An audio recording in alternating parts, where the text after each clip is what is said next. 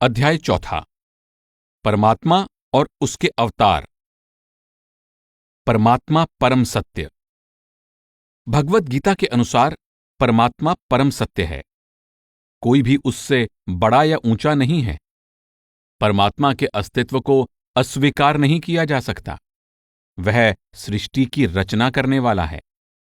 जो सृष्टि के रचयिता परमात्मा की सत्ता को स्वीकार नहीं करते और कहते हैं कि संसार बिना ईश्वर के चल रहा है, स्त्री पुरुष के संयोग से सृष्टि आगे बढ़ती है, इसका कारण केवल काम है, वे पारमार्थिक ज्ञान से बिल्कुल खाली हैं। वे आसुरी स्वभाव वाले मंदबुद्धि लोग हैं। गीता के अनुसार परमात्मा अकथ है, अनंत है। अतः हमारी सीमित बुद्धि, वाणी तथा कल्पना की पहुंच से बहुत ऊपर है। उसका सांसारिक नामों तथा रूपों द्वारा वर्णन नहीं किया जा सकता। फिर भी गीता में किसी सीमा तक उसके नामों द्वारा उसकी अद्वितीय और अवर्णनीय प्रकृति का थोड़ा बहुत व्यवहारिक वर्णन करने का प्रयत्न किया गया है। परमात्मा के अनोखे स्वरूप की ओर संकेत करते हुए गीता में परमात्मा के इन नामों का उल्लेख किया गया है। परम ब्रह्म, अध्याय 10 श्लोक 12। परमात्मा, अध्याय 15 श्लोक 17। परमेश्वर, अध्याय 11 श्लोक 3। परम पुरुष, अध्याय 8 श्लोक 10। पुराण पुरुष, अध्याय 11 श्लोक 38। उत्तम पुरुष, अध्याय 15 श्लोक 17। पुरुषोत्तम, अध्याय 11 श्लोक 3 और अध्याय 15 श्लोक 18। शाश्वत पुरुष, अध्याय 10 श्लोक 12। परम अक्षर, सनातन पुरुष, अध्याय 11 श्लोक 18। ईश्वर या स्वामी, अध्याय 15 श्लोक 17 और अध्याय 18 श्लोक 61। महेश्वर, अध्याय 10 श्लोक 3। विश्वेश्वर, अध्याय 11 श्लोक 16। भगवान, अध्याय 10 श्लोक 14। जगतपति, अध्याय 10 श्लोक 15। जगन्निवास, अध्याय 11 श्लोक 25, 37 और 45। आदिकर्ता, अध्याय 11 श्लोक 37। अज, अध्याय 10 श्लोक 3। अव्यय, अध्याय 11 श्लोक 18। अक्षर, अध्याय 11 श्लोक 18।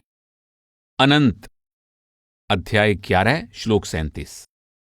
वासुदेव, अध्याय 11 श्लोक 50। यह बात सदा ध्यान में रखनी चाहिए कि प्रत्येक भाषा की उत्पत्ति स्थान और समय की सीमा में होती है और प्रत्येक भाषा समय के साथ साथ विकसित होती है। इसलिए किसी भी भाषा के नाम या पद परमात्मा के मूल स्वरूप को पूरी तरह व्यक्त नहीं कर सकते, क्योंकि वह समय और स्थान की सीमा से ऊपर है। यह संसार निरंतर परिवर्तनशील है। जो कुछ पैदा होता है वह स्थायी नहीं है। जो सत्य है, स्थायी है, उसको अस्तित्व में आने के लिए कोई प्रयास नहीं करना पड़ता। गीता में ऐसे ही अनंत, परिवर्तन रहित परम सत्य का विस्तार पूर्वक वर्णन किया गया है, जो सभी जीवों में व्याप्त अर्थात समाया हुआ है, परंतु वह किसी तक सीमित नहीं है। गीता के पहले भाग में अर्जुन युद्ध क्षेत्र में जो कुछ देखता है उसे देखकर वह भ्रम में पड़ जाता है। इसलिए गुरु श्री कृष्ण अर्जुन से संवाद के आरंभ में ही अर्जुन को तत्व और उसकी छाया, या दूसरे शब्दों में सत और असत के भ्रम का अंतर समझाते हैं, जिसे समझे बिना जीव भ्रम में पड़ा रहता है। श्री कृष्ण कहते हैं, असत वस्तु की सत्ता यानी भाव नहीं होती और सत यानी आत्मा या परमात्मा का अभाव नहीं होता। अर्थात सत एक रूप या अपरिवर्तित रहता है। तत्वदर्शी पुरुषों द्वारा इन दोनों के तत्व यानी वास्तविक स्थिति को देखा गया है। संसार में जो पदार्थ या जीव पैदा होते हैं उनका अंत भी होता है। वे प्रकट होते हैं, लुप्त होते हैं, परंतु परमात्मा रूपी सत्य सभी में व्याप्त होने पर भी सदा अविनाशी है और सबसे निर्लिप्त रहता है। केवल पूर्ण संत महात्मा ही परमात्मा के इस भेद को जानते हैं। गीता में कहा गया है, जो सभी जीवों में परमेश्वर को समान रूप से और शरीर के नष्ट होने पर भी आत्मा या परमात्मा को अविनाशी रूप में देखता है, वही वास्तव में देखता है। यह अनंत अविनाशी परमात्मा ही एकमात्र सत्य या वास्तविक है, जो संसार में दिखाई देने वाले सीमित और नाशवान सभी शक्लों और पदार्थों में गुप्त रूप में स्थित है। परमात्मा ही सभी का मूल स्रोत और आश्रय है। वह सर्वव्यापक है, फिर भी वह इन सभी शक्लों और पदार्थों से इतना ऊंचा और भिन्न है कि वह किसी एक में न पूरी तरह समा सकता है और न उसी तक सीमित हो सकता है। वह सभी के भीतर है, परंतु फिर भी सबसे अलिप्त है। परमात्मा के इस अद्भुत स्वरूप की विशेषता की ओर संकेत करते हुए श्री कृष्ण गीता में कहते हैं, मुझ अव्यक्त यानी निराकार स्वरूप परमात्मा से यह संपूर्ण जगत व्याप्त है। सभी जीव मुझ में स्थित हैं, परंतु मैं उनमें स्थित नहीं हूं। जैसे सब जगह विचरने वाली महान शक्तिशाली वायु सदा आकाश में ही स्थित है, पर आकाश सदा सबसे अछूता बना रहता है, वैसे ही सभी मुझ में स्थित हैं, ऐसा जानो। परमात्मा की महानता अकल्पनीय है।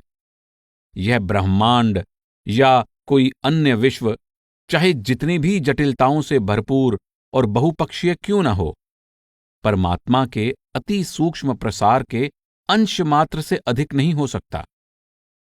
अनंत और अपार परमात्मा हमारी कल्पनाओं और धारणाओं से परे और अत्यधिक महान है।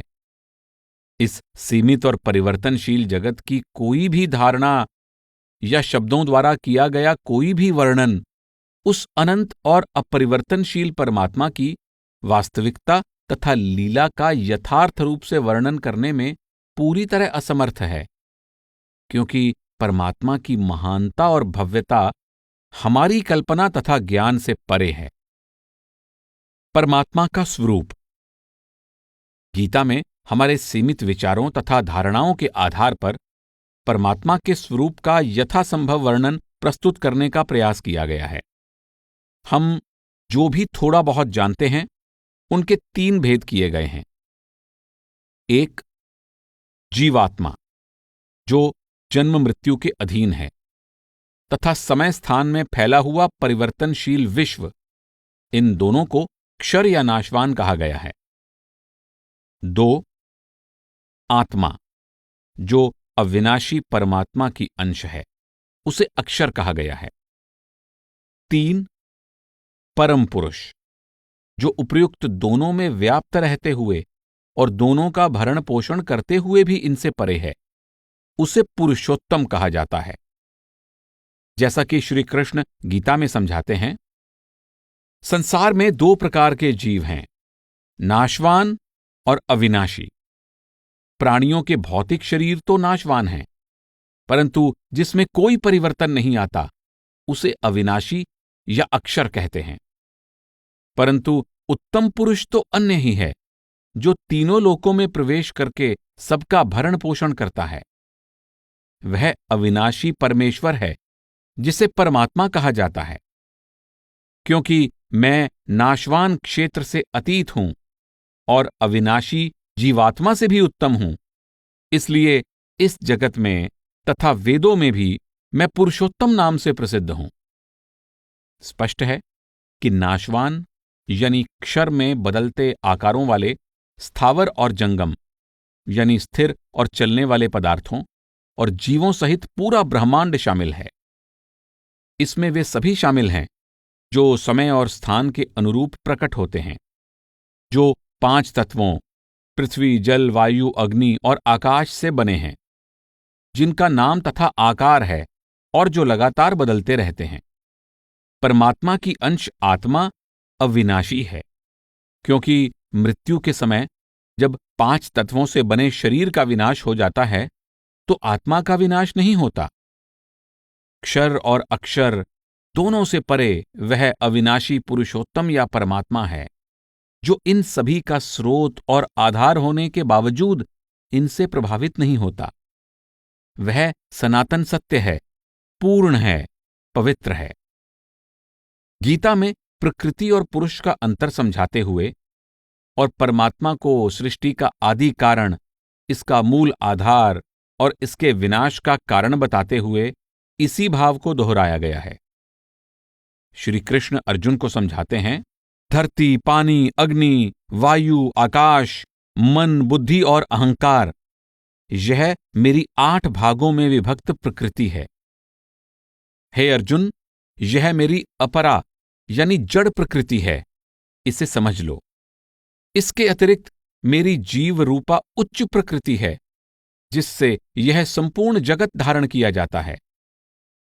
ऐसा समझ लो कि संपूर्ण भूत इन दोनों प्रकृतियों से ही उत्पन्न होते हैं।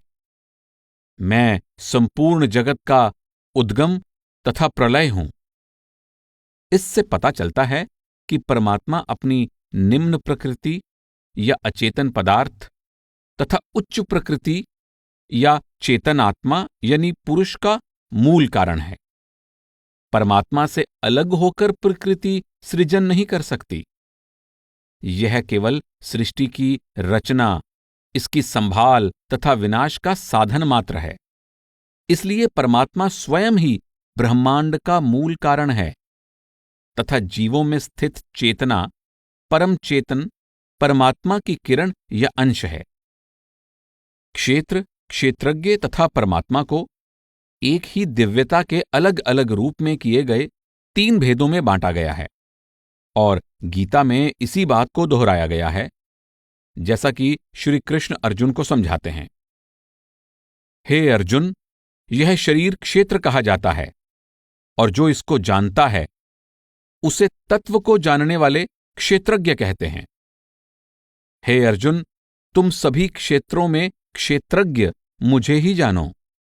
क्षेत्र और क्षेत्रज्ञ को तत्व से जानना ही मेरे मत के अनुसार ज्ञान है। यहां शरीर को क्षेत्र कहा गया है क्योंकि शरीर द्वारा ही सभी कर्म किए जाते हैं और सुख दुख के रूप में फल भी शरीर द्वारा ही भोगे जाते हैं। यह शरीर केवल भौतिक यानी स्थूल रूप तक ही सीमित नहीं, इसमें सूक्ष्म शरीर और कारण शरीर भी शामिल हैं। कारण शरीर ब्रह्मलोक तक फैला हुआ है, जिसमें संचित कर्मों के बीजों का भंडार जमा रहता है, जिसके अनुसार एक जन्म से दूसरे जन्मों में फल प्राप्त होता रहता है। यही कारण है कि श्री कृष्ण अर्जुन को कहते हैं, हे अर्जुन, ब्रह्मा के लोक तक के सभी लोग पुनरावर्ती अर्थात बार बार जन्म मरण के चक्र में लौटने वाले हैं, परंतु मुझको प्राप्त कर लेने पर पुनर्जन्म नहीं होता। आत्मा केवल ज्ञाता, दृष्टा या साक्षी है और मूल रूप में परमात्मा से अभिन्न है, परंतु प्रकृति के गुणों से प्रभावित होने के कारण अहंकार उत्पन्न होता है और यह अपने आप को कर्ता समझने की भूल कर बैठती है तथा जन्म मरण के चक्र से बंध जाती है। जब तक आत्मा परमात्मा से अपने मूल एकत्व की पहचान नहीं कर लेती, तब तक यह परमात्मा से एक नहीं हो सकती तथा जगत के बंधनों से मुक्त नहीं हो सकती। परमात्मा आदि कारण है, स्वयं अचल रहते हुए सबको चलाने वाला है, अर्थात वह जगत का नियंता है, जो अपनी सृजनात्मक शक्ति प्रकृति द्वारा सबकी रचना करता है, सबकी संभाल करता है और सबका विनाश करता है। वह जगत के चल तथा अचल सभी प्रकार के जीवों को नियंत्रित करता है। वह सभी में व्याप्त है तथा सभी का आश्रय है, फिर भी वह सबसे अछूता और अप्रभावित रहता है। वह सर्वोच्च स्वामी है और कोई भी उससे बड़ा या ऊंचा नहीं है। इसलिए केवल परमात्मा ही हमारे प्रेम और भक्ति के योग्य है। जैसा कि श्री कृष्ण अर्जुन को कहते हैं, हे अर्जुन, मेरी अध्यक्षता में प्रकृति चर और अचर सहित समूचे जगत को रचती है और इसी कारण से यह संसार चक्र चलता रहता है। मैं ही संपूर्ण जगत की उत्पत्ति का कारण हूं, मुझसे ही सारी रचना चलती है। इस प्रकार समझकर श्रद्धा भक्ति से युक्त बुद्धिमान मुझ परमेश्वर की ही भक्ति करते हैं। मैं ही संपूर्ण जगत का उद्गम तथा प्रलय हूं, मुझसे ऊंचा और कोई दूसरा नहीं है। केवल परमात्मा में ही इस जटिल और परस्पर जुड़े हुए ब्रह्मांड की रचना करने का सामर्थ्य है। परमात्मा केवल संपूर्ण ब्रह्मांड का कारण और आधार ही नहीं, बल्कि ब्रह्मांड के सभी जीवों का श्रेष्ठ हितैषी, मित्र और मार्गदर्शक भी है। वही सच्चा लक्ष्य है और उसे प्राप्त करना सबके जीवन का उद्देश्य होना चाहिए। केवल वही परमार्थी साधकों का एकमात्र आश्रय है। केवल उसी के मार्गदर्शन और सहयोग द्वारा ही कोई उसे प्राप्त कर सकता है। इन बातों को समझाते हुए गीता में कहा गया है, मैं इस जगत का पिता, माता, आश्रय और पितामह हूं। मैं ही प्राप्त करने योग्य परम पद, पालनकर्ता, स्वामी, साक्षी, धारण करने वाला, शरण लेने योग्य और सबका हित चाहने वाला हूं। मैं ही उत्पत्ति प्रलय का कारण, आधार, आश्रय और अविनाशी बीज हूं। सभी का मैं ही आदि, मध्य और अंत हूं। मैं समस्त सृष्टि के जीवों का बीज हूं। ऐसा कोई चर तथा अचर प्राणी नहीं है जो मेरे बिना हो। परमात्मा रूपी परम सत्य इस विशाल ब्रह्मांड से इतना अधिक श्रेष्ठ और महान है कि इस ब्रह्मांड का स्रोत तथा आश्रय होने पर भी उसे इस ब्रह्मांड में ही व्याप्त और सीमित नहीं कहा जा सकता। वास्तव में परमात्मा के सर्वव्यापक होने का भाव ही तर्कसंगत प्रतीत नहीं होता, क्योंकि इस विचार पर आश्चर्य होता है कि अनंत परमात्मा सीमित जगत में कैसे समा सकता है। यह विचार भी गहन समस्या का रूप धारण कर लेता है कि रंग रूप रहित अनामी परमात्मा का रंग रूप वाले तथा नाम युक्त जगत के पदार्थों के साथ कैसे संबंध हो सकता है। परमात्मा की माया शक्ति के कारण ही उसे ब्रह्मांड का आधार तथा आश्रय कहा जा सकता है। जब कभी रस्सी को सांप समझने का भ्रम उत्पन्न होता है, तब रस्सी को केवल भ्रम के कारण ही सांप समझ लिया जाता है। वस्तुतः वह सांप नहीं होती, केवल भ्रमवश सांप प्रतीत होती है। इसी प्रकार परमात्मा को जगत का आधार कहा जाता है। जो भी हो, अधिक से अधिक यह कहा जा सकता है कि यह विशाल दृश्यमान जगत परमात्मा की अद्भुत तथा अपार महिमा की एक छोटी सी झलक है। गीता में इस भाव को इस ढंग से कहा गया है, मेरे अव्यक्त यानी निराकार रूप से यह सब जगत व्याप्त है। सभी जीव मुझ में स्थित हैं, परंतु मैं उनमें स्थित नहीं हूं। मेरे द्वारा उत्पन्न की गई वस्तुएं मुझ में स्थित नहीं हैं। मेरी ईश्वरीय योग माया को तो देखो, जो भूतों यानी प्राणियों को उत्पन्न करने वाली और उनका पालन पोषण करने वाली होने पर भी मेरी आत्मा वास्तव में उन प्राणियों में नहीं है। किंतु हे अर्जुन, इस बहुत कुछ जानने से तुम्हारा क्या प्रयोजन है? मैं तो इस संपूर्ण जगत को अपने एक अंश मात्र से धारण करके स्थित हूं। इस प्रकार यह स्पष्ट है कि गीता के अनुसार परमात्मा ही परम सत्य है। वह समय और स्थान की सीमाओं से परे होते हुए भी समय और स्थान की सीमा में स्थित समस्त दृश्यमान जगत की रचना में व्याप्त है और सबकी संभाल करता है। लोकों से ऊपर तथा मन और वचन से परे होते हुए भी वह अपनी अद्भुत माया द्वारा संपूर्ण ब्रह्मांड का घटना चक्र चलाता है। अनगिनत जीवों और पदार्थों से भरे संसार का व्यवस्थापक और संचालक होते हुए भी वह न इनमें सीमित रहता है, न इनमें लिप्त होता है। इस तरह अनंत समय और स्थान में फैला हुआ यह जगत परमात्मा में स्थित है, परंतु वास्तव में परमात्मा इसमें स्थित नहीं है। सबकी उत्पत्ति और संभाल परमात्मा द्वारा होती है, और सभी परमात्मा में ही समा जाते हैं, पर वह परमात्मा सदा उनसे परे बना रहता है। मायामय तथा मिथ्या संसार वास्तविक और सत्य प्रतीत होता है, क्योंकि परमात्मा की वास्तविकता इसका आधार एवं आश्रय है। जब तक पृष्ठभूमि में परिवर्तन रहित सत्य ना हो, कोई भी परिवर्तन नहीं देखा जा सकता। जब तक पृष्ठभूमि में रेगिस्तान ना हो, मृग तृष्णा अर्थात रेत के पानी होने का भ्रम पैदा नहीं हो सकता। यदि संसार की पृष्ठभूमि में परमात्मा ना हो, तो किसी भी जीव या पदार्थ का अस्तित्व प्रकट नहीं हो सकता। इसीलिए यह कहा जाता है कि रूप या आकार वाली सभी वस्तुओं के अंदर परमात्मा व्याप्त है।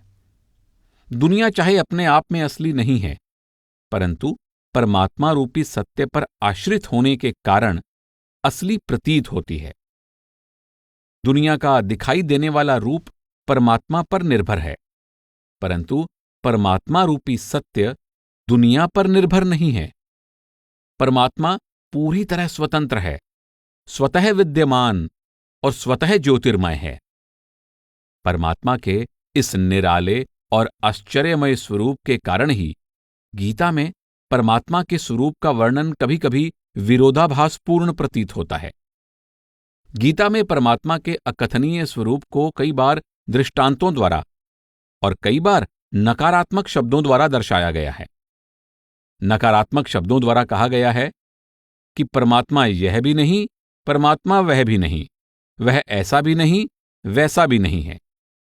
परमात्मा परम सत्य है, जिसमें सभी विभिन्नताओं और विरोधी विचारों का समन्वय हो जाता है। यही कारण है कि उसको अस्तित्व सहित और अस्तित्व रहित भी कहा गया है तथा दोनों से परे भी कहा गया है।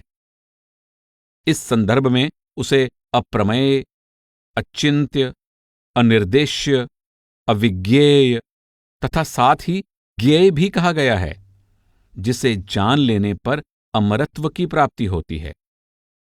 इसी तरह उस परमात्मा को जानने वाला और जानने योग्य भी कहा गया है।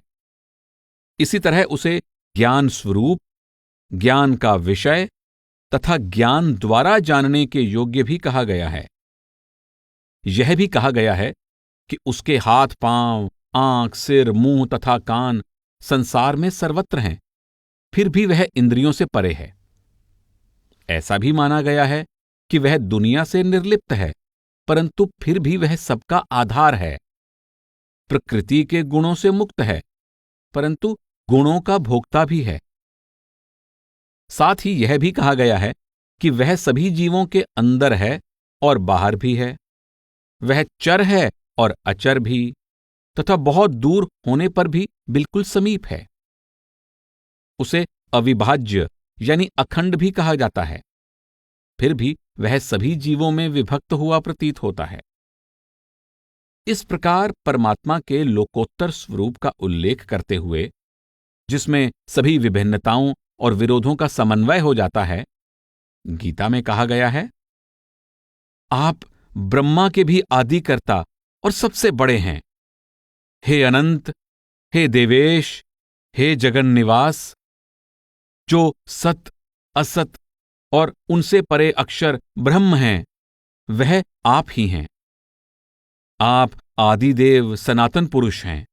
आप इस जगत के परम आश्रय हैं और सब कुछ जानने वाले हैं तथा जानने योग्य भी आप ही हैं।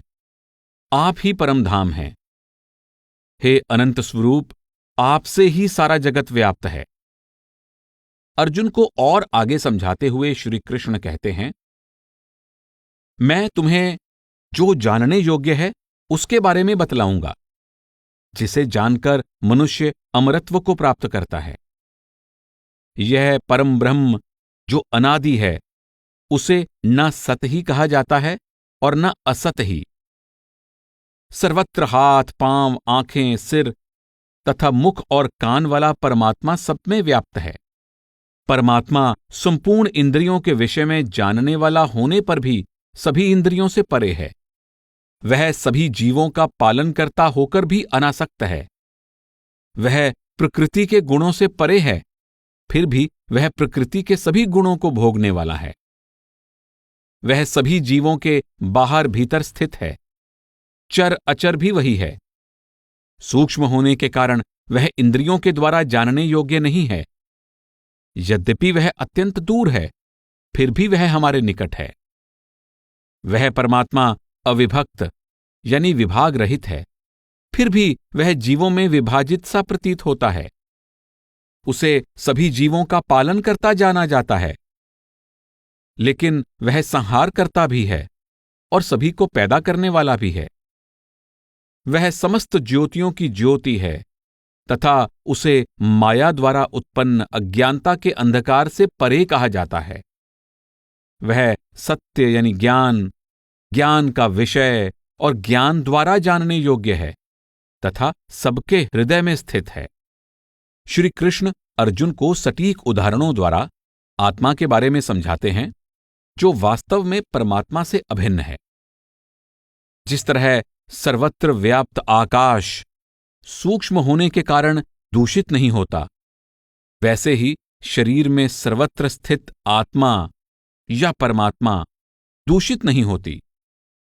हे अर्जुन, जिस प्रकार एक ही सूर्य सारे संसार को प्रकाशित करता है, उसी प्रकार परमात्मा की अंश एक ही आत्मा संपूर्ण शरीर रूपी क्षेत्र को प्रकाशित करती है। गीता के दृष्टिकोण को सही रूप में समझने के लिए बौद्धिक दृष्टि से ऊपर उठकर आंतरिक यानी पारमार्थिक दृष्टि विकसित करने की आवश्यकता है। हमारी बुद्धि केवल द्वैत भाव से जगत में काम करती है और अपने विचारों को परस्पर विरोधी शब्दों में व्यक्त करती है, जैसे भला बुरा, उचित अनुचित, नेकी बदी, अपना पराया, व्यापक और संकीर्ण। इसलिए जब परमात्मा के विषय में समझने या समझाने का प्रयास करती है, तो उनको यह एक ईश्वर के रूप में प्रस्तुत करती है या फिर उन्हें पार ब्रह्म के रूप में प्रस्तुत करती है। परंतु गीता में यह दर्शाने का प्रयत्न किया गया है कि बुद्धि द्वारा परम सत्य को यथार्थ रूप से समझ पाना या इसका वर्णन कर पाना संभव नहीं है। इसलिए गीता में बुद्धि के परस्पर विरोधी विचारों से ऊपर उठकर पारमार्थिक दृष्टिकोण के आधार पर परमात्मा को परस्पर विरोधी धारणाओं के रूप में प्रस्तुत ना करके विरोधी धारणाओं के समन्वित रूप से प्रस्तुत करने का प्रयत्न किया गया है। इसमें पुरुषोत्तम संबंधी दी गई धारणा में सृजन करने वाले ईश्वर और अपरिवर्तनशील पार ब्रह्म दोनों का समन्वय है। गीता का दृष्टिकोण बुद्धि की परस्पर विरोधी धारणाओं से भिन्न पारमार्थिक अनुभव के आधार पर व्यक्त किया गया है, जिससे परस्पर विरोधी भाव के बदले परमात्मा के वास्तविक स्वरूप का बोध होता है। इस आंतरिक दृष्टि के संदर्भ में, जैसा कि ऊपर संकेत किया गया है, गीता में पुरुषोत्तम या परमात्मा या परम ब्रह्म को न सत कहा जाता है और न असत ही, और फिर दूसरे स्थान पर उसे अनंत कहा गया है, जो सत्य, असत और उनसे परे है। गीता के अनुसार परमात्मा परम सत्य के रूप में पूर्णतया शांत और अनासक्त है, फिर भी अपने सर्वव्यापक रूप में यह परिवर्तनशील तथा गतियुक्त प्रकृति को प्रेरित करता है, जो सदा संसार में सक्रिय बनी रहती है। यही कारण है कि गीता में परमात्मा के सच्चे भक्त को भीतर से शांत और अनासक्त रहते हुए बाहर से परमात्मा की इच्छा के अनुकूल कर्म करते रहने का उपदेश दिया गया है। परमात्मा की पहचान का साधन। इस अध्याय के पहले भाग में बताया गया है कि गीता के अनुसार परमात्मा परम सत्य है और उसकी वास्तविकता को अस्वीकार नहीं किया जा सकता। परंतु हम परमात्मा को किस तरह से जान सकते हैं और उसे जाने बिना उसके परम सत्य होने का दावा कैसे कर सकते हैं? हम अपनी इंद्रियों, मन तथा बुद्धि द्वारा संसार को जानने का दावा करते हैं, परंतु निश्चय ही इनमें से किसी भी साधन द्वारा परमात्मा को नहीं जाना जा सकता। यही कारण है कि परमात्मा को इंद्रियों की पहुंच से परे कहा गया है। उसे सोच विचार और मानसिक कल्पना से परे तथा सूक्ष्म और अविज्ञेय भी कहा गया है। जब तक हम इंद्रियों, मन तथा बुद्धि पर निर्भर रहते हैं, हम इस संसार में ही भ्रमित रहते हैं तथा परमात्मा रूपी वास्तविकता हमसे छिपी रहती है। हमारी इंद्रियों की संरचना ही इस ढंग से हुई है कि इनका केवल बाहरी पदार्थों से ही संबंध हो सकता है। मन भी केवल इंद्रियों द्वारा प्राप्त संसार के बाहरी विषयों का ही विश्लेषण करके उनसे संबंध स्थापित कर सकता है तथा इसके आगे बुद्धि निर्णय करती है कि संसार के पदार्थों तथा जीवों के बारे में प्राप्त सूचना के आधार पर क्या करना चाहिए। इस तरह इंद्रियों, मन तथा बुद्धि द्वारा सारे कार्य इस संसार के बाहरी पदार्थों एवं जीवों तक ही सीमित हैं। संसार में बाहर से दिखाई देने वाली रचना के पीछे गुप्त परमात्मा रूपी सत्य इतना सूक्ष्म और गूढ़ है कि इसे इंद्रियों, मन तथा बुद्धि द्वारा जान पाना असंभव है। इस कारण व्यवहारिक रूप से परमात्मा हमारे लिए अज्ञात या अनजान बना रहता है। जैसा कि गीता में कहा गया है, वह सभी जीवों के बाहर भीतर स्थित है, चर अचर भी वही है, पर सूक्ष्म होने के कारण वह इंद्रियों के द्वारा जानने योग्य नहीं है। वह अति दूर है, फिर भी हमारे अत्यंत निकट है। संसार के सभी पदार्थ और जीव परिवर्तनशील हैं। जन्म लेना, आयु का क्षीण होना और मर जाना संसार के सभी जीवों तथा पदार्थों का तथा पूरे विश्व का स्वाभाविक लक्षण है। संसार को सत नहीं माना जाता क्योंकि इसका नाश होता है, परंतु इसे पूरी तरह असत भी नहीं कहा जा सकता क्योंकि यह प्रकट दिखाई देता है। इसलिए सत तथा असत दोनों से भिन्न होने के कारण इसे इनसे भिन्न अकथनीय कह दिया जाता है। दूसरे शब्दों में, इस संसार को प्रतिभास या दिखावा माना जाता है। इसके विपरीत परमात्मा परिवर्तन रहित है और फिर भी वह संसार की सृष्टि, संरक्षण तथा इसके विनाश का कारण भी है। जगत और जगदीश का यह संबंध आश्चर्यजनक है और इसे स्पष्ट रूप में समझ पाना कठिन है। केवल इतना ही कहा जा सकता है कि परमात्मा वास्तविक रूप से सत्य है, मूल तत्व है और यह संसार केवल उसका प्रतिभास या दिखावा मात्र है। यह संसार परमात्मा पर निर्भर है, पर परमात्मा संसार पर निर्भर नहीं है।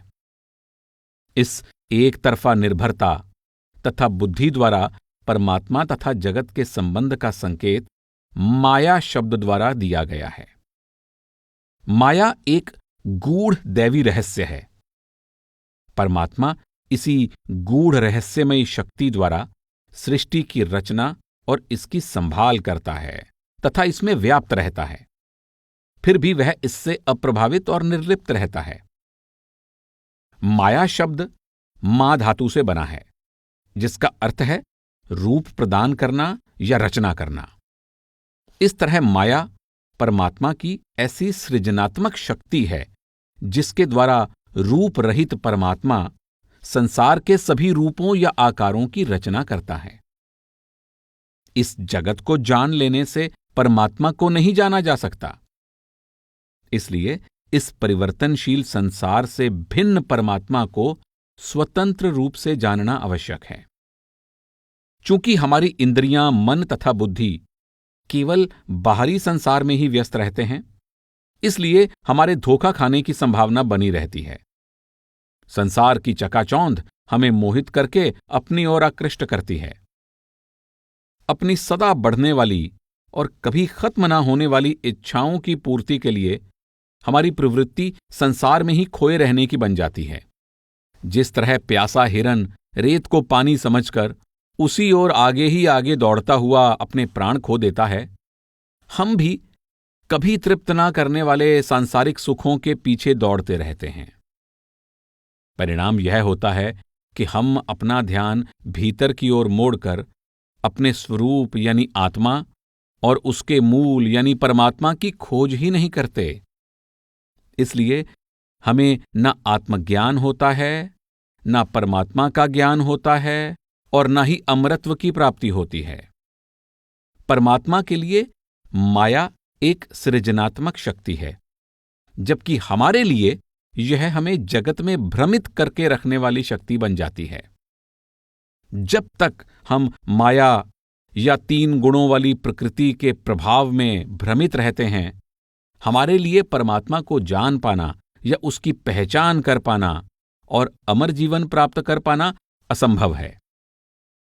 माया के प्रभाव से मुक्त होकर परमात्मा की पहचान करने का एकमात्र साधन माया के स्वामी परमात्मा की शरण लेना है। जैसा कि श्री कृष्ण गीता में समझाते हैं, प्रकृति के इन 3 गुणों से यह सारा संसार मोहित हो रहा है, इसलिए इन 3 गुणों से परे मुझ अविनाशी प्रभु को नहीं जानता। पृथ्वी पर या स्वर्ग के देवताओं में कोई भी ऐसा प्राणी नहीं है जो प्रकृति के इन 3 गुणों से मुक्त हो। इस अद्भुत त्रिगुणमयी दैवी माया को पार करना कठिन है, परंतु जो मेरे शरणागत हो जाते हैं वे माया रूप सागर को पार कर जाते हैं। दूषित कर्म करने वाले मूर्ख लोग, जिनका ज्ञान माया द्वारा हर लिया गया है और जो असुरों जैसी प्रकृति को धारण किए हुए मनुष्यों में अधम लोग हैं, वे मेरी शरण में नहीं आते। परमात्मा का नकारात्मक तथा परस्पर विरोधी शब्दों द्वारा वर्णन करने के सभी प्रयासों से पता चलता है कि मनुष्य के सांसारिक अनुभवों के आधार पर परमात्मा का वर्णन नहीं किया जा सकता। केवल बुद्धि के आधार पर भी परमात्मा को जाना नहीं जा सकता। परमात्मा की वास्तविकता को बौद्धिक तर्क वितर्क द्वारा भी सिद्ध नहीं किया जा सकता। केवल अपने आंतरिक आध्यात्मिक अनुभव द्वारा ही परमात्मा के सत्य होने का विश्वास हो सकता है। इसलिए परमात्मा को आत्मा की आंतरिक प्रकाशमयी दृष्टि द्वारा अपने अंदर ही देखने का प्रयास करना चाहिए, और यह प्रयास परमात्मा की एकनिष्ठ भक्ति द्वारा किया जा सकता है। इस भक्ति भाव की पराकाष्ठा साधक का परमात्मा के प्रति पूर्ण समर्पण का भाव है, जिसके द्वारा परमात्मा का साक्षात्कार होता है और साधक को शाश्वत शांति और आनंदमय धाम की प्राप्ति हो जाती है। आंतरिक ज्ञान या अनुभव की प्राप्ति के लिए परमात्मा की एकनिष्ठ और दृढ़ भक्ति की आवश्यकता पर जोर देते हुए गीता में कहा गया है, हे अर्जुन, जिस परमात्मा के अंतर्गत सभी जीव रहते हैं और जिस परमात्मा से यह समस्त जगत व्याप्त है, वह परम पुरुष अनन्य भक्ति द्वारा ही प्राप्त हो सकता है। हे अर्जुन, अनन्य भक्ति के द्वारा मुझे इस प्रकार जाना जा सकता है, देखा जा सकता है और मुझ में प्रवेश किया जा सकता है। हे अर्जुन, जो भ्रम रहित पुरुष मुझे इस प्रकार पुरुषोत्तम के रूप में जानता है, वह सब कुछ जानने वाला सब प्रकार से मेरी भक्ति करता है। हे अर्जुन, तुम सब तरह से प्रेम पूर्वक उस परमेश्वर की ही शरण में जाओ। उसकी कृपा से तुम परम शांति तथा स्थायी यानी अचल धाम को प्राप्त करोगे। आत्मा परमात्मा की किरण है, जो संपूर्ण प्रकाश का मूल स्रोत है।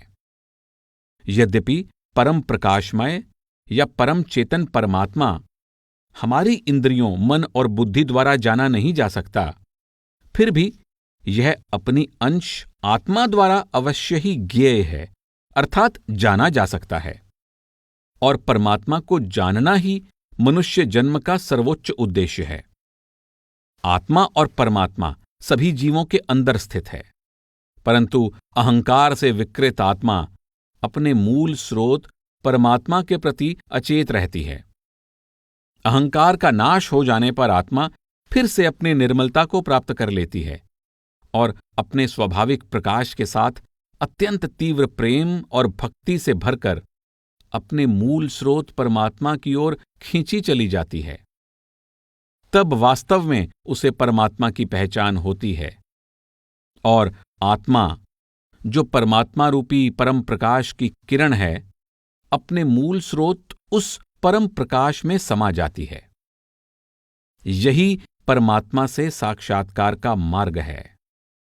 जैसा कि श्री कृष्ण गीता में समझाते हैं, वह परमात्मा ज्योतियों की ज्योति है तथा उसे माया द्वारा उत्पन्न अज्ञानता के अंधकार से परे कहा जाता है।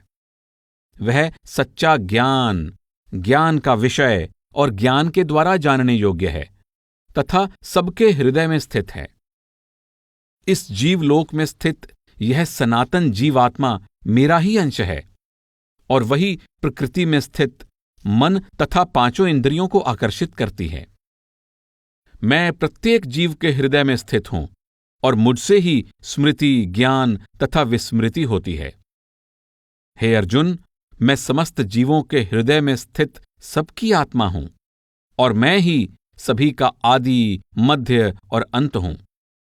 पराभक्ति के द्वारा वह मुझ परमात्मा को, जो मैं हूं और जैसा हूं, यथार्थ रूप से जान लेता है। तब वह मुझको तत्व से जानकर तत्काल ही मुझ में प्रवेश कर जाता है। परमात्मा सब में है और सब परमात्मा में है। ऐसा प्रतीत होता है कि वह सब में समाकर अनेक रूप बन गया है, परंतु वास्तव में वह सबसे परे और ऊपर है और अनेकता में स्थित रहते हुए भी वह उनमें सीमित या उनसे विकृत नहीं होता। इसी तरह परमात्मा की अंश आत्मा माया या प्रकृति की क्रियाओं से एक रूप हुई प्रतीत होती है, परंतु वास्तव में वह आत्मा की परछाई मात्र है, न कि स्वयं आत्मा जो प्रकृति तथा उसके गुणों के साथ एक रूप हुई दिखती है। इस दिखावटी या बनावटी एक रूपता के कारण अहंकार उत्पन्न होता है, जिस कारण मैं मेरी का भाव पैदा होता है। यही कारण है कि आत्मा अपने आप को सांसारिक कर्मों का कर्ता समझने की भूल कर बैठती है और प्रकृति के गुणों द्वारा अपने किए हुए कर्मों के बंधन से बंध जाती है। गीता में स्पष्ट किया गया है, सभी कर्म प्रकृति के गुणों द्वारा किए जाते हैं, पर जिसका अंतःकरण अहंकार से मोहित है, वैसा अज्ञानी मनुष्य ऐसा मानता है कि मैं करता हूं। जो पुरुष कर्मों को सभी प्रकार से प्रकृति के द्वारा किए जाते हुए देखता है और आत्मा को अकर्ता देखता है, वही यथार्थ रूप में देखता है। जब अहंकार या मैं मेरी का भ्रम दूर हो जाता है और आत्मा को परमात्मा की अंश होने का ज्ञान हो जाता है, तब उसका झुकाव परमात्मा की ओर हो जाता है और वह सच्ची श्रद्धा के साथ प्रेम और भक्ति पूर्वक परमात्मा की ओर लगातार अग्रसर होती है।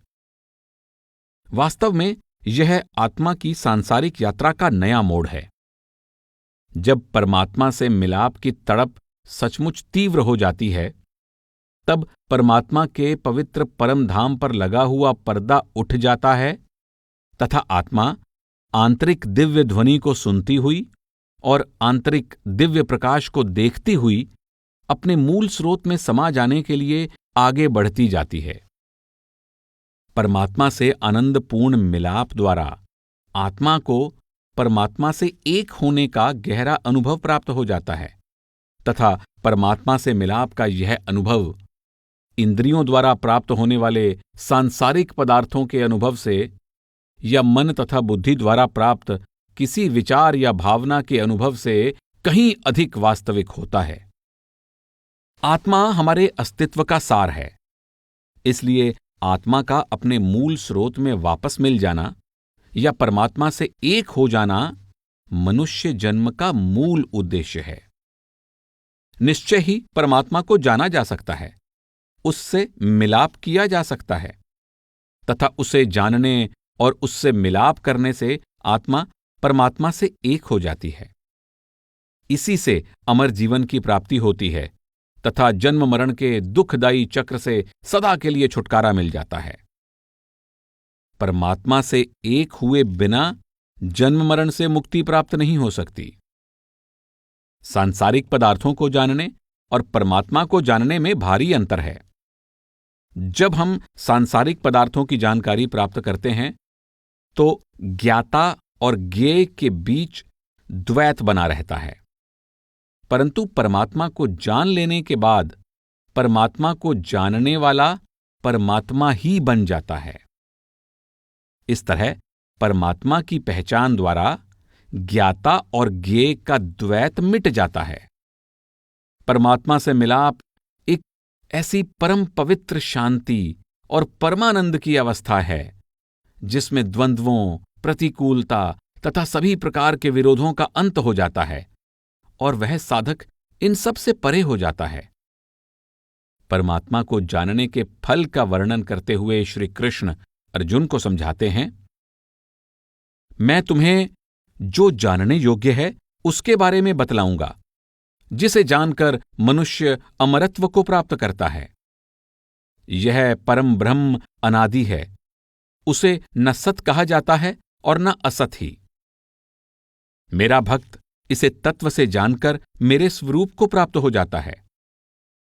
हे अर्जुन, योग साधना के अभ्यास में लीन जो साधक अपने मन को इधर उधर भटकने नहीं देता, ऐसा पुरुष प्रकाश स्वरूप परम पुरुष का ध्यान करता हुआ उसको ही प्राप्त करता है।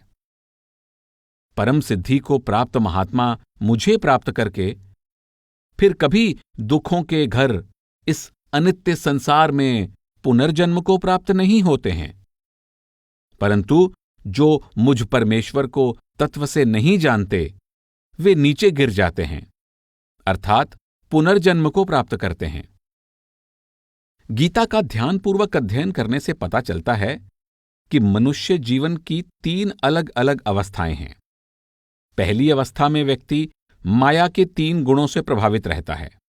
वह अज्ञानता के अंधकार में जीवन व्यतीत करता है, अहंकार के अधीन कार्य करता है, संसार के द्वैत भाव में रहता है और अपनी इच्छाओं के कारण दुख भोगता रहता है। दूसरी अवस्था में उसकी पहुंच ब्रह्म तक हो जाती है। वह परमात्मा की अंश आत्मा के वास्तविक स्वरूप को पहचान लेता है और इसलिए वह परमात्मा में वापस समा जाने की सबसे ऊंची अवस्था की प्राप्ति के लिए उत्सुक बना रहता है। तीसरी अवस्था में वह प्रभु के साथ मिलाप कर लेने में सफल हो जाता है और सदा के लिए अपार दिव्य शांति और सुख से भरपूर हो जाता है। प्रभु की प्राप्ति होने पर आत्मा का अस्तित्व मिट नहीं जाता, बल्कि आत्मा अपने वास्तविक स्वरूप को पहचान कर परमात्मा में पूर्णता प्राप्त कर लेती है। प्रभु ही हम सबका मूल स्रोत है। हम जो कुछ हैं उसे हम प्रभु को अर्पित कर देते हैं और इस अर्पण द्वारा हम वास्तव में अपनी पूर्णता प्राप्त कर लेते हैं। इस तरह गीता हमें अपनी आत्मा को जागृत करने, परमात्मा को पहचानने और अपने मनुष्य जन्म के मूल उद्देश्य को पूरा करने के लिए सचेत करती है। परमात्मा के अवतार। अविद्या या अज्ञानता की शक्ति असीम है, चाहे यह अविद्या के रूप में प्रकट हो या माया के रूप में प्रकट हो। जीव अविद्या के कारण उस परमात्मा को ही भूल जाता है जो उसका मूल स्रोत है, यद्यपि परमात्मा सदा उसके अंदर विराजमान रहता है और उसकी संभाल करता रहता है। इस तरह माया के कारण यह संसार, जो केवल दिखावा मात्र है, सत्य लगता है और हम इसी अज्ञानता में खो जाते हैं। परमात्मा केवल सांसारिक जीवों का ही स्रोत और आधार नहीं है, बल्कि वह पूरे जगत का मूल स्रोत और आश्रय है।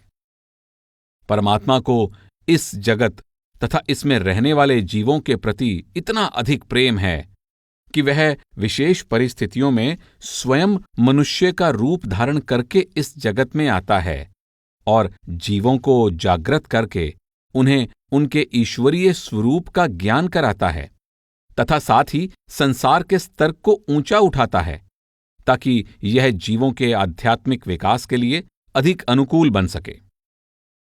इस प्रकार मनुष्य शरीर धारण करके आए हुए परमात्मा को अवतार कहा जाता है। गीता में श्री कृष्ण को ऐसा ही एक अवतार माना गया है। श्री कृष्ण ऐतिहासिक व्यक्ति थे या नहीं, इस विषय पर विचार करें या ना करें, परंतु परमात्मा का मनुष्य के रूप में अवतार धारण करने के सिद्धांत का अपने आप में एक विशेष आध्यात्मिक महत्व है। इसलिए हम यहां गीता के उपदेश और उससे संबंधित ग्रंथों के संदर्भ में संक्षिप्त रूप से इस पर विचार करेंगे। छांदोग्य उपनिषद सबसे प्राचीन उपनिषदों में से एक है। उसमें श्री कृष्ण को घोर आंगिरस ऋषि का शिष्य तथा देवकी का पुत्र कहा गया है। छांदोग्य उपनिषद में प्राप्त घोर आंगिरस ऋषि के उपदेश और श्री कृष्ण के गीता के उपदेश में महत्वपूर्ण समानता है। इसी तरह महाभारत महाकाव्य में श्री कृष्ण निर्णायक भूमिका निभाते हैं। इसमें श्री कृष्ण और अर्जुन को घनिष्ठ मित्रों के रूप में प्रस्तुत किया गया है। अर्जुन को एक मनुष्य के रूप में दिखाया गया है, जिसमें साधारण व्यक्ति में पाई जाने वाली साधारण त्रुटियां हैं और साथ ही उसके अंदर परमात्मा से मिलाप प्राप्त करने की तीव्र अभिलाषा है। जबकि श्री कृष्ण को परमात्मा का अवतार माना गया है, जो अर्जुन की सुप्त आत्मा को जगाने तथा उसका मार्गदर्शन करने का कार्य करते हैं। नर यानी अर्जुन और नारायण यानी श्री कृष्ण में इस निकटतम संबंध को उपनिषदों में लाक्षणिक रूप में एक वृक्ष पर एक दूसरे के निकट रहने वाले दो पक्षियों के उदाहरण द्वारा दर्शाया गया है, जिसमें एक पक्षी वृक्ष के मीठे फल खाता है और दूसरा बिना खाए केवल दृष्टा बना देखता रहता है। महान व्याकरणकार पाणिनि ने भी अपनी पुस्तक अष्टाध्यायी में वासुदेव यानी श्री कृष्ण और अर्जुन दोनों को पूजा के योग्य माना है। पाणिनि की अष्टाध्यायी की व्याख्या करते हुए पतंजलि ने अपने महाभाष्य में वासुदेव यानी श्री कृष्ण को भगवत अर्थात भगवान कहा है। इसीलिए उसके यानी श्री कृष्ण के उपदेश वाली रचना को भगवत गीता अर्थात परमात्मा का गीत कहा जाता है। महाभारत में श्री कृष्ण को ऐतिहासिक पुरुष तथा परमात्मा का अवतार दोनों रूपों में देखा जाता है। इससे पता चलता है कि अवतारवाद और श्री कृष्ण की भक्ति परंपरा 5वीं से 3री शताब्दी ईसा पूर्व के बीच पूरी तरह स्थापित हो चुकी थी, जब गीता सहित महाभारत की रचना पूरी हुई थी। इन सभी स्रोतों से पता चलता है कि महाभारत तथा गीता की रचना के पहले ही बहुत से भारतीयों द्वारा श्री कृष्ण को एक ऐतिहासिक पुरुष और भगवान का अवतार माना जाता रहा है। परमात्मा का मनुष्य रूप में अवतार लेना उसकी एक ऐसी अभिव्यक्ति है जिसमें वह अपनी इच्छा से मानवीय दुख और शारीरिक कष्ट की बाहरी सीमाओं सहित प्रकट होता है। एक ईश्वरीय उदाहरण बनकर वह मनुष्य को दिखलाता है कि मानवीय सीमाओं और दुखों से गुजरते हुए हमें कैसे अपने अंदर विद्यमान परमात्मा का साक्षात्कार करना चाहिए। मनुष्य का रूप धारण करने की प्रकट सीमाओं के बावजूद वह अपने अंदर ईश्वरीय ज्ञान और शक्ति से भरपूर होता है। साधारणतया अवतारों को परमात्मा का सीमित स्वरूप माना जाता है, परंतु भागवत धर्म के अनुसार, जिसका गीता व्यापक रूप से प्रतिनिधित्व करती है, श्री कृष्ण को एक अवतार के रूप में परमात्मा का संपूर्ण स्वरूप और जगत का स्वामी माना गया है, जो लोक से परे होते हुए भी सभी जीवों के हृदय में निवास करते हैं। श्री कृष्ण ने गीता में स्पष्ट रूप से कहा है कि केवल भ्रम के शिकार मूर्ख लोग ही मुझको महेश्वर या परमेश्वर के रूप में नहीं देख पाते हैं।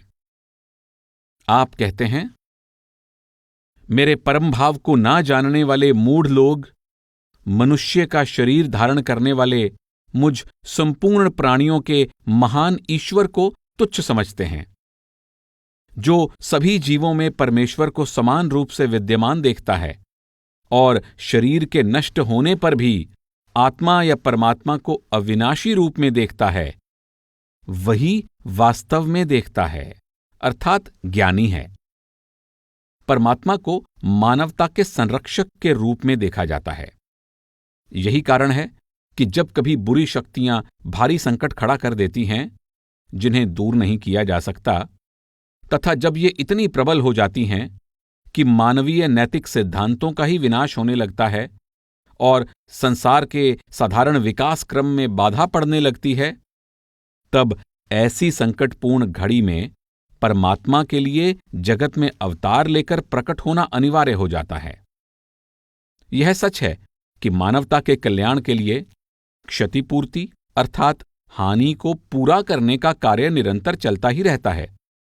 फिर भी कुछ विशेष परिस्थितियों में विशेष ईश्वरीय हस्तक्षेप तथा ईश्वर द्वारा सीधे मार्गदर्शन की आवश्यकता होती है। अवतार अर्थात परमात्मा का मनुष्यों के बीच आना मनुष्य द्वारा परमात्मा तक पहुंचने से बिल्कुल भिन्न है। जब परमात्मा अवतार धारण करके मनुष्यों के बीच उनके स्तर पर मनुष्य रूप में प्रकट होता है तो उसका एक विशेष उद्देश्य होता है, परंतु जब मनुष्य परमात्मा तक पहुंचता है तो वह अपनी आंतरिक शक्ति का पूर्ण उपयोग करके परमात्मा की प्राप्ति के उद्देश्य को पूरा कर लेता है। अवतार मनुष्य के रूप में आकर परमात्मा का कार्य करता है और परमात्मा तक पहुंचने के लिए मनुष्य को विकसित होने में सहायता करता है। वह परमात्मा की इच्छा शक्ति तथा ज्ञान का उपयोग करके पूरे जगत को उचित नैतिक और आध्यात्मिक विकास के अनुकूल बनाता है। इस प्रकार अवतार का उद्देश्य दो तरफा है। इसका आंतरिक उद्देश्य जीवों को जागृत करना तथा उनकी शक्ति को विकसित करके आत्मज्ञान की प्राप्ति कराना और परमात्मा से मिलाप करवाना है। साथ ही इसका बाहरी उद्देश्य अपने मार्गदर्शन द्वारा संसार को व्यवस्थित करना तथा उचित रूप से सुधार कर उसे धर्म के अनुकूल बनाना है। दूसरे शब्दों में परमात्मा का मनुष्य के रूप में अवतार लेना मनुष्य को परमात्मा तक पहुंचने के लिए प्रेरित और उत्साहित करना है और साथ ही संसार को मनुष्य की नैतिक और आध्यात्मिक उन्नति के अनुकूल बनाना है। संसार की बाहरी घटनाओं का संकट मनुष्य की आंतरिक चेतना के संकट से उत्पन्न होता है। इसलिए परमात्मा के अवतार लेने का प्रमुख कारण सदा मानव चेतना का आंतरिक संकट ही होता है। परमात्मा केवल किसी बड़े सामाजिक और राजनैतिक परिवर्तन के लिए धरती पर नहीं आता। वह मुख्यतः मनुष्य की आत्मा को जगाकर और उसे ऊंचा उठाकर धर्म को दृढ़ता से स्थापित करने के लिए मनुष्य रूप में प्रकट होता है। यह संसार संघर्ष और लड़ाई झगड़ों का क्षेत्र है। हमारे भीतर और बाहर हमेशा कोई ना कोई संघर्ष और झगड़ा चलता ही रहता है। भीतरी संघर्ष आत्मा और उसके शत्रुओं अज्ञान, अहंकार, इच्छाओं आदि के बीच होता है तथा बाहरी संघर्ष धर्म और अधर्म की शक्तियों के बीच होता है। परमात्मा मनुष्य शरीर धारण करके संसार में अवतरित होता है, जिससे वह जीवों को उनकी सच्ची दैवी प्रकृति को प्रकट करने में सहायक हो सके, जो उनकी निम्न प्रवृत्तियों, प्रेरणाओं, मनोविकारों तथा भावावेश से ऊपर है। इस तरह अवतार हमें अपने आप को दैवी इच्छा के अनुरूप अहंकार रहित होकर अनासक्त और निष्काम भाव से अपने हृदय को दिव्य प्रकाश, प्रेम और सामर्थ्य से परिपूर्ण करके अपने कर्तव्यों को दैवी कार्य समझकर उचित ढंग से करने की युक्ति सिखाता है। अवतार के रूप में प्रकट हुए परमात्मा के प्रति पूर्ण समर्पण द्वारा हम बार बार जन्म लेने से मुक्त होकर अमर जीवन की प्राप्ति कर लेते हैं। परमात्मा का अवतार मनुष्य देह की सीमाओं के बावजूद परमात्मा का ही गुप्त रूप होता है, जो अपनी ईश्वरीय शक्ति और प्रेम के साथ इस संसार में आता है और हमें सर्वशक्तिमान तथा दयालु परमात्मा की शरण लेने की आवश्यकता बताता है। जो जीव परमात्मा की शरण में आ जाते हैं वे निश्चय ही भय और दुख से मुक्त होकर शाश्वत शांति और आनंद को प्राप्त कर लेते हैं। अवतार मनुष्य रूप में आकर अपने उदाहरण द्वारा जीवों को परमात्मा तक पहुंचने में सहायता करता है। मनुष्य रूप में एक आदर्श को सामने देखकर मनुष्य अधिक आसानी से अपने सिद्धांतों, विचारों, भावनाओं, कार्यों और अपने संपूर्ण व्यक्तित्व को अवतार द्वारा प्रस्तुत किए गए उदाहरण के अनुसार ढाल सकते हैं। गीता में स्पष्ट रूप में समझाया गया है कि परमात्मा जन्म मरण के चक्र से परे होने पर भी संसार में किसी गंभीर नैतिक या आध्यात्मिक संकट आ जाने पर अपनी सृजनात्मक शक्ति माया द्वारा संसार में अवतरित हो जाता है। वह एक और साधुजनों की रक्षा तथा पापियों का विनाश करता है और दूसरी ओर धर्म की स्थापना करता है। जैसा कि श्री कृष्ण कहते हैं, मैं अजन्मा और अविनाशी स्वरूप तथा समस्त प्राणियों का ईश्वर होते हुए भी अपनी प्रकृति को अधीन करके अपनी योग माया से प्रकट होता हूं। हे अर्जुन, जब जब धर्म का पतन होता है और अधर्म की वृद्धि होती है, तब तब मैं अवतार धारण करके प्रकट होता आया हूं। साधु पुरुषों का उद्धार तथा पाप कर्म करने वालों का विनाश करने के लिए और धर्म की स्थापना करने के लिए मैं प्रत्येक युग में प्रकट होता हूं। यहां गीता में साधारण आदमी के जन्म लेने और अवतार के संसार में प्रकट होने में अंतर बताया गया है। अक्सर आम आदमी अज्ञानता, अहंकार तथा स्वार्थपूर्ण उद्देश्यों की पूर्ति के लिए कार्य करता है, इसलिए वह इस मायावी जगत में कर्म और फल के नियम के अनुसार जन्म मरण के चक्र से बंधा रहता है। इस तरह सभी जीव माया के प्रभाव के अधीन हैं, परंतु सृष्टिकर्ता परमात्मा माया पर नियंत्रण रखने वाला माया का स्वामी है। साधारण जीवों के विपरीत, जिन्हें विवश होकर अवतार लेना पड़ता है, परमात्मा अपनी स्वतंत्र इच्छा से संसार में अवतार धारण करता है। संसार में निरंतर अनासक्त भाव से कर्म करने वाला परमात्मा का अवतार लोगों के सामने अपना उदाहरण प्रस्तुत करता है ताकि लोग उसका अनुसरण कर सकें। गीता में प्रयोग किए गए शब्द धर्म को किसी विशेष मजहब या किसी विशेष सदाचार के नियम या सामाजिक रीति रिवाज समझने की भूल नहीं करनी चाहिए।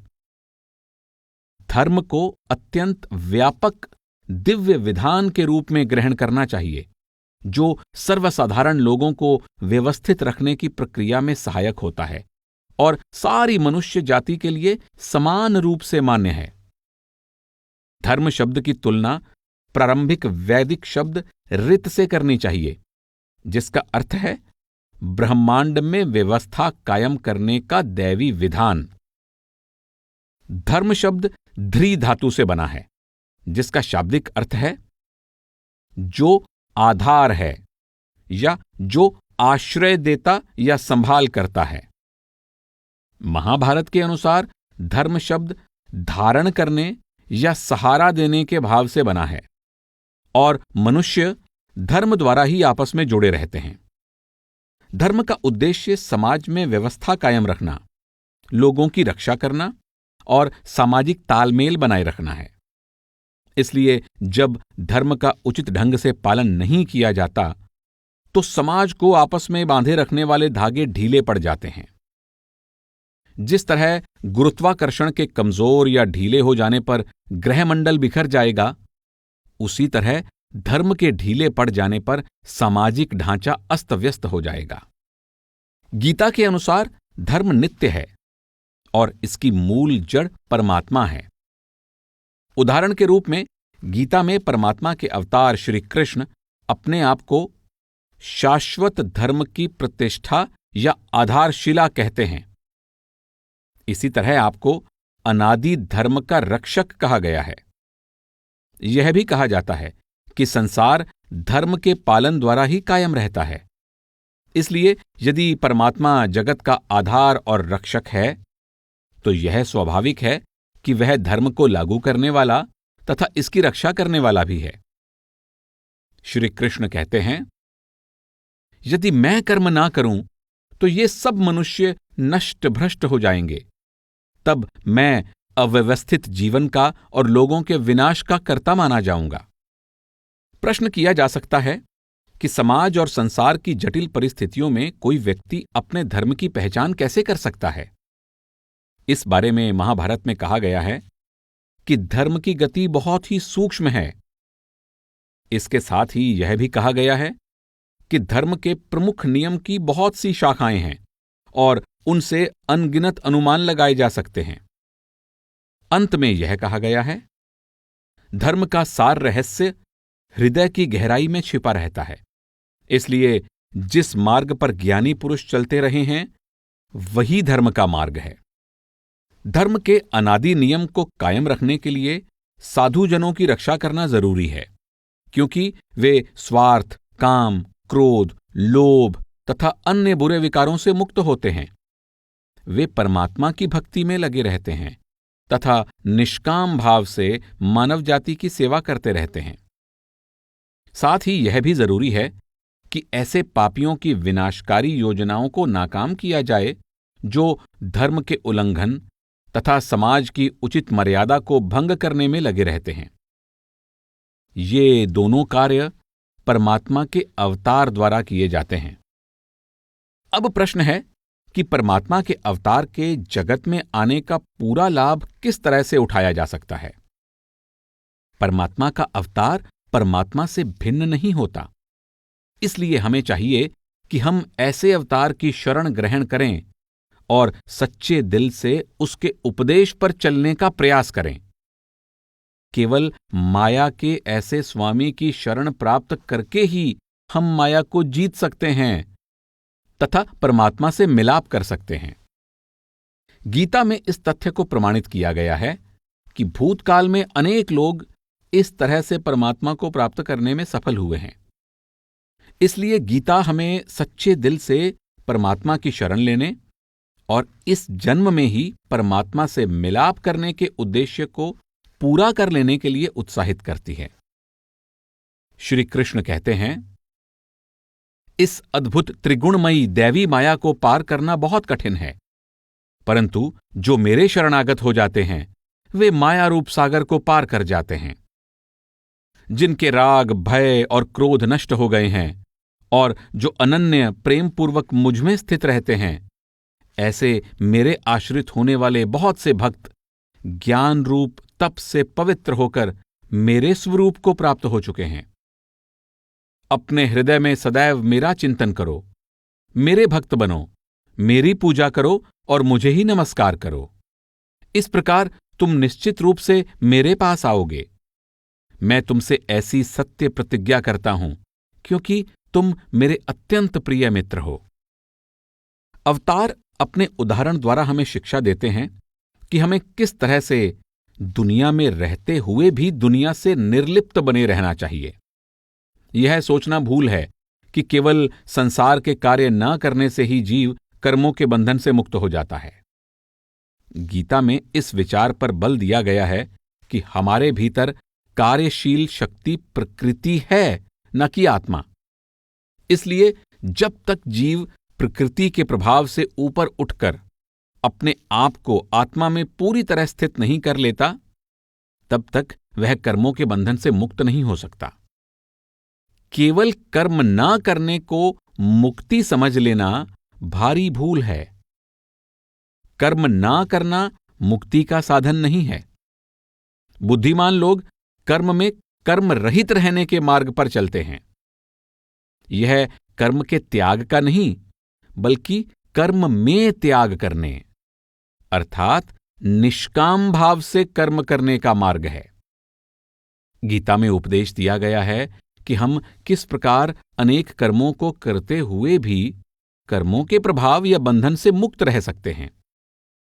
जो व्यक्ति इस तरह कर्म करता है वह न तो कर्मों का करता है और न इन कर्मों से बंधता है। श्री कृष्ण अपना ही उदाहरण देकर अर्जुन को समझाते हैं। हे अर्जुन, तीनों लोकों में मेरे लिए कोई भी कर्म करना आवश्यक नहीं है, न ही कोई मेरे लिए प्राप्त करने योग्य वस्तु है जो मुझे प्राप्त नहीं है। तो भी मैं नियत कर्म करने में तत्पर रहता हूं, क्योंकि हे अर्जुन, यदि कदाचित मैं सावधान होकर कर्मों में न लगा रहूं तो ये मनुष्य सब तरह से मेरे ही मार्ग का अनुसरण करने लगेंगे। श्री कृष्ण प्रसिद्ध राजा जनक का उदाहरण देकर अर्जुन को समझाते हैं। राजा जनक और अन्य लोगों ने कर्म द्वारा ही परम सिद्धि को प्राप्त किया। लोक संग्रह यानी लोक कल्याण को देखते हुए तुम्हें भी कर्म करना ही उचित है। गीता में कई तरह से समझाया गया है कि हमें दुनिया में अपने उचित कर्तव्यों का पालन किस प्रकार करना चाहिए ताकि कर्म करते हुए भी हम बंधन से मुक्त रहें। गीता में हमें कर्म फल की इच्छा को त्याग देने का उपदेश दिया गया है। इसमें अहंकार से ऊपर उठने, प्रकृति के 3 गुणों से परे की अवस्था प्राप्त करने, सांसारिक मोह से मुक्त होने, अपने अंदर प्रवेश करके आंतरिक प्रकाश, शांति और आनंद का अनुभव प्राप्त करने, लाभ हानि, जय पराजय आदि विरोधी परिस्थितियों में समभाव बनाए रखने तथा अपने सभी कर्म परमात्मा को अर्पित कर देने की शिक्षा है। इन्हीं साधनों द्वारा संसार में सक्रिय रूप से कार्य करते हुए भी मनुष्य परमात्मा की प्राप्ति कर सकता है। जैसा कि गीता में कहा गया है, कर्म करने मात्र पर ही तेरा अधिकार है, उसके फल पर कदापि नहीं। इसलिए तुम कर्मों के फल को हेतु न बनाओ तथा तुम्हारी कर्म न करने में भी आसक्ति न हो। जो पुरुष अपने कर्मों के फल में आसक्ति को त्याग कर बिना किसी पर आश्रित हुए नित्य तृप्त रहता है, वह कर्मों को भली भांति करता हुआ भी वास्तव में कुछ नहीं करता। जो मिथ्या अहंकार, शक्ति, मिथ्या गर्व, काम, क्रोध तथा सांसारिक वस्तुओं के संग्रह से मुक्त है तथा मैं मेरी की मिथ्या भावना से रहित तथा शांतचित्त रहता है, ऐसा व्यक्ति निश्चय ही ब्रह्म में अभिन्न भाव से स्थित होने का अधिकारी होता है। जो इन गुणों की समस्त क्रियाओं से विचलित नहीं होता और यह जानकर कि केवल गुण ही क्रियाशील हैं, स्थित बना रहता है तथा जो आत्मभाव में स्थित दुख सुख को समान समझता है तथा जो मिट्टी के ढेले, पत्थर एवं स्वर्ण के टुकड़े को समान दृष्टि से देखता है, जो धीर पुरुष प्रिय तथा अप्रिय को एक सा मानने वाला है तथा जो निंदा स्तुति में भी समान भाव वाला है, जो मान अपमान में समभाव रखता है, मित्र और शत्रु के पक्ष में भी समान भाव से रहता है, जिसने भौतिक कार्यों में कर्तापन के अभिमान का परित्याग कर दिया है, ऐसे व्यक्ति को गुणों से अतीत अर्थात परे कहते हैं। जिसकी आसक्ति नष्ट हो चुकी है, जो देह अभिमान और ममता से मुक्त हो गया है, जिसका चित्त निरंतर परमात्मा के ज्ञान में स्थिर रहता है, इस प्रकार केवल यज्ञ संपादन के लिए अर्थात त्याग भाव से कर्म करने वाले मनुष्य के संपूर्ण कर्म विलीन हो जाते हैं, अर्थात ऐसे कर्मों में बंधनकारिता शेष नहीं रहती। जो व्यक्ति आसक्ति त्याग कर परमात्मा में अर्पण करके कर्मों को करता है, वह पुरुष जल में कमल के पत्ते की तरह पापों से लिप्त नहीं होता।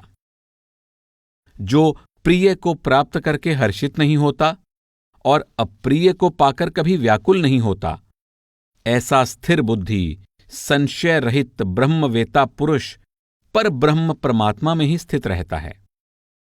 जिस योगी अर्थात आंतरिक साधना करने वाले को अपनी आत्मा में ही सुख मिलता है, अंदर ही आनंद मिलता है, अंदर ही प्रकाश प्राप्त होता है, उसका ब्रह्म से एक ही भाव हो जाता है और वह अपने अंदर ही ब्रह्म निर्वाण को प्राप्त कर लेता है।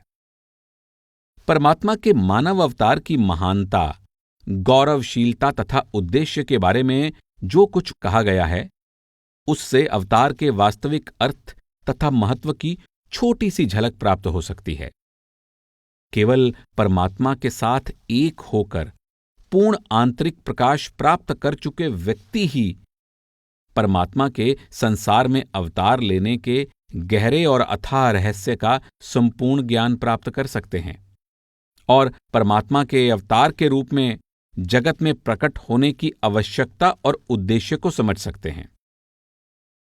इस दिव्य रहस्य को जान लेने पर दोबारा जन्म नहीं लेना पड़ता। ऐसे व्यक्ति का परमात्मा से मिलाप हो जाता है और वह सदा के लिए दिव्य शांति और शाश्वत आनंद में मग्न हो जाता है।